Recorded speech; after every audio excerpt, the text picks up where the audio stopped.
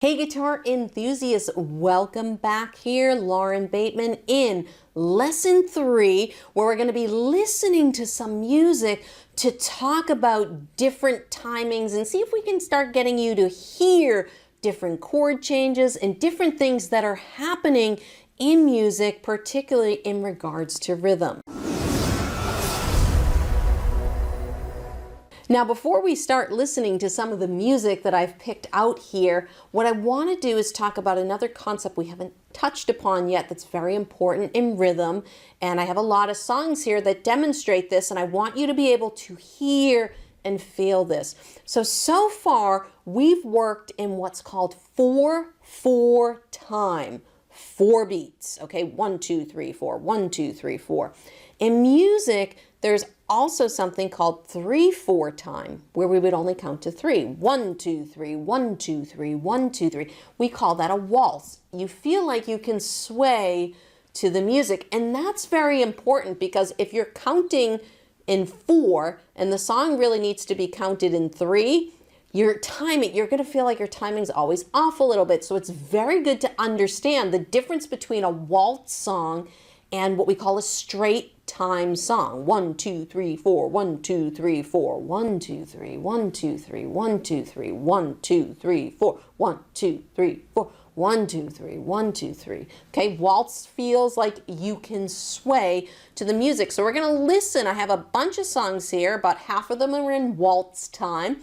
Half of them are in a straight time. So what I first want to do, let's start with those straight time songs and see if we can just hear and find the rhythm. Now, the songs we'll be listening to today are songs from one of my albums. I'm using my music because I actually own the copyright to this, so we can use it. So, fantastic. Let's start with one that has a very strong drum beat, because when I'm trying to listen to music and figure out what is the rhythm, what is the timing, the biggest thing, especially if it's rock and roll, listen for the drums, because the drums usually play a snare. This is not always, but the drums usually play a snare on 2 and 4, okay?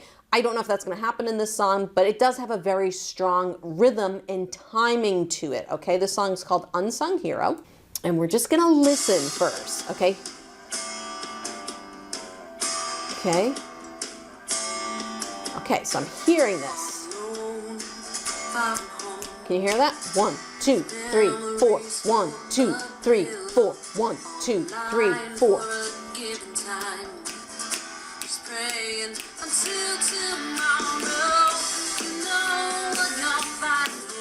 Okay, so can you, I don't know if you guys can hear the timing, but can you hear changes? Could you hear a change as we went from the verse into the chorus? Something different happened musically, okay? Let me listen to this one more time with you guys. All right, I'm just gonna back it up a little bit for this verse. Okay, so we have the drums. 1, 2, 3, 4.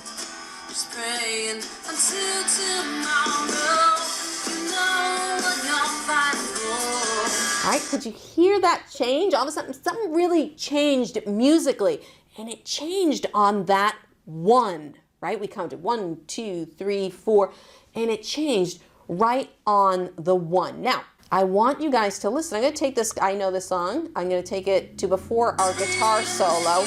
So I fast forwarded this to the solo because there's going to be a guitar part that comes in, but you'll hear the drums really good in this section.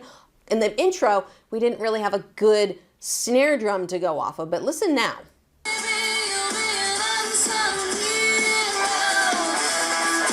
And if you can hear that snare drum. 1, 2, 3, 4.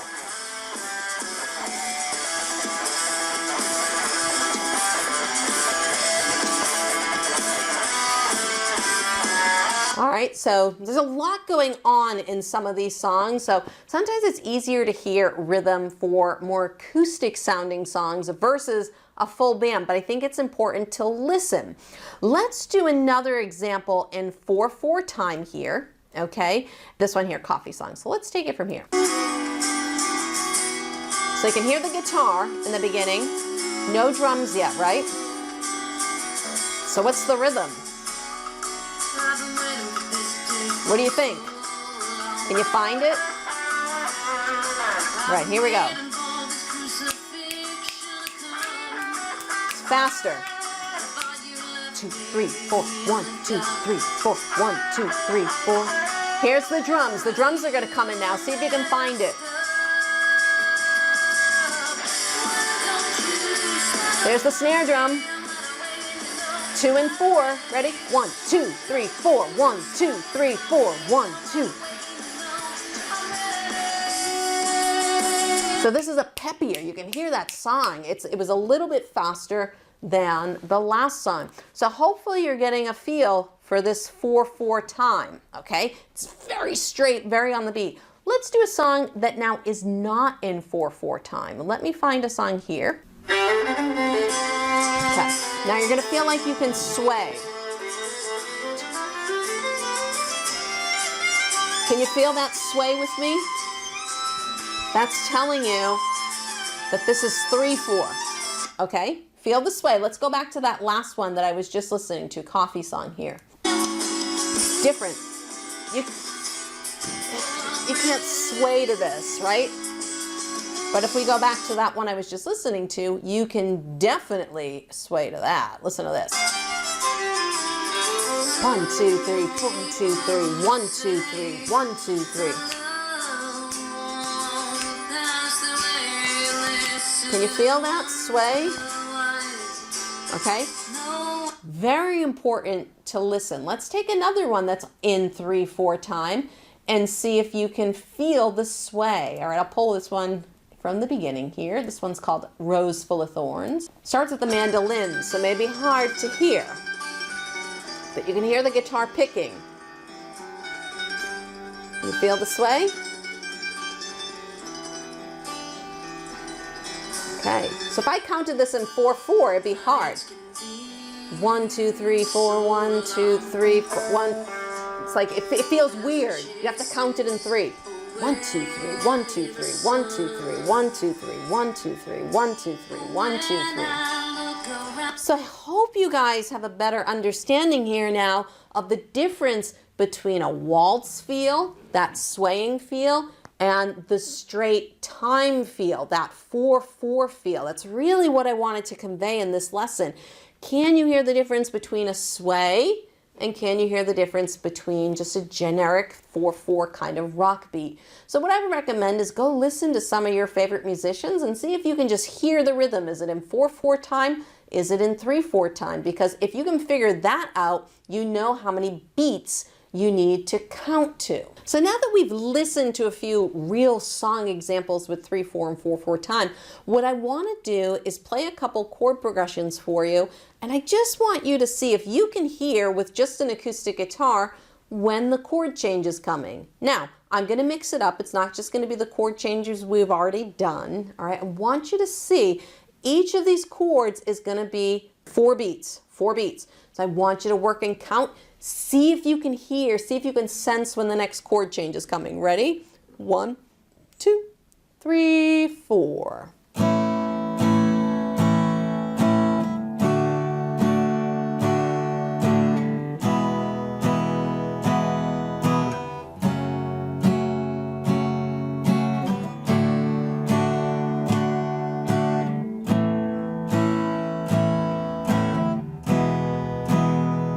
You've locked in with that. I'm going to make the strumming more intricate. See if you can still hear where the 4 beats are, okay?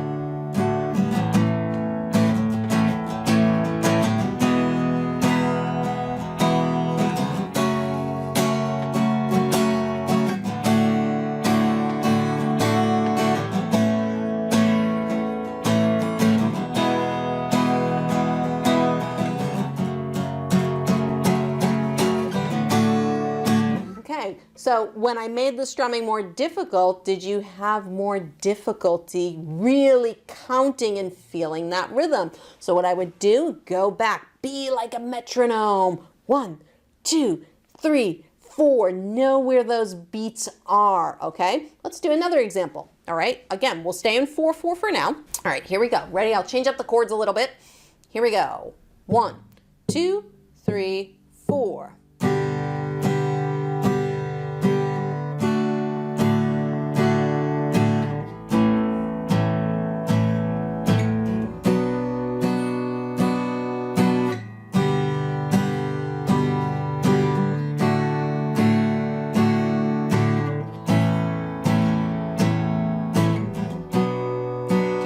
if you can hear it when I spice it up again.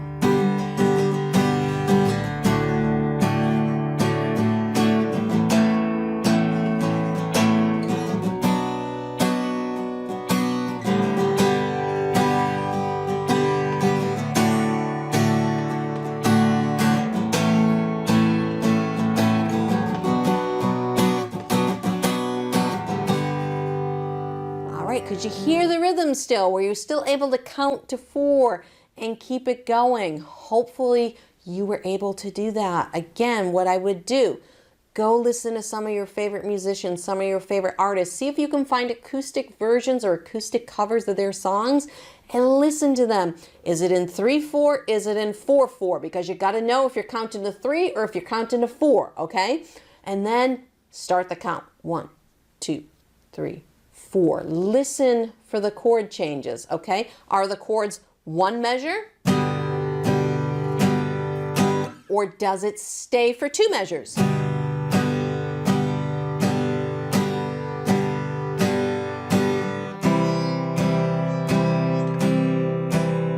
So listen for those changes. See if you can hear chord changes. And by being able to know where the 1 beat is, it can help you because a lot of chords change on the 1. Not all the time, but most of the times they change on the 1.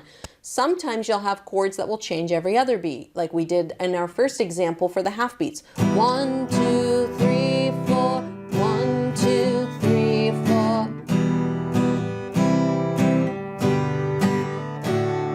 But can you hear? Are you starting to hear a little bit the change in the chords? It's not just this, it's here's the change.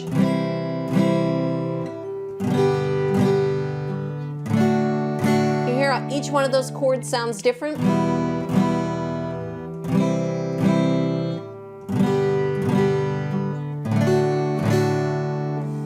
So I know this lesson was a little bit more of an ear training instead of really like applying a lot of rhythm, but I want you guys to be able to start hearing these little differences because they provide so many clues in rhythm and what kind of strumming patterns you could use for a song, because you when you're in 3/4, you can't play a 3/4 strumming pattern over a 4/4, and you can't play a 3/4 over a 4/4. You have to put the right strumming pattern with the right rhythm. So very important to know, very important to understand. Start listening and then start playing. So I hope you guys enjoyed that lesson. In the next lesson, we're going to be talking about some very common strumming patterns that you can use over lots of songs. Go check out lesson 4 right now.